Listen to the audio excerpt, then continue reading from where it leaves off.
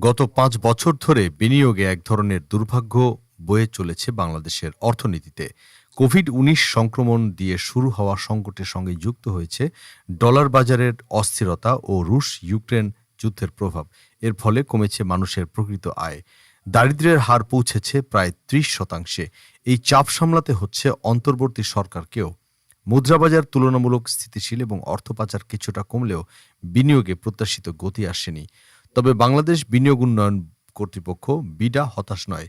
সংস্থাটির সর্বশেষ বার্ষিক প্রতিবেদনে বলা হয়েছে, গত এক বছরে বিদেশি বিনিয়োগ ৬০% বেড়েছে। বিদেশি ও যৌথ বিনিয়োগ মিলিয়ে প্রস্তাব এসেছে ১৬১টি, যেখানে পোশাক, বিদ্যুৎ ও ব্যাংক খাত শীর্ষে রয়েছে।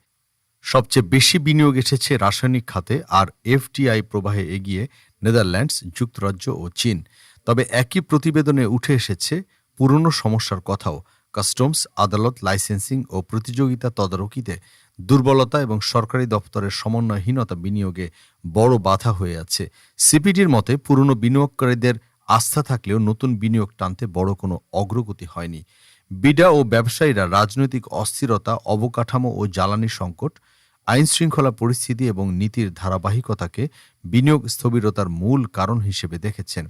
এলডিসি উত্তরণ পরবর্তী সময়ে কৃষি প্রক্রিয়াকরণ, পাট ও আইটি খাতে জোর দেওয়ার পক্ষে বিডা।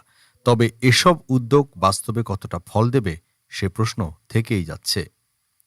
ডেস্ক রিপোর্ট, বাংলাদেশ সময়।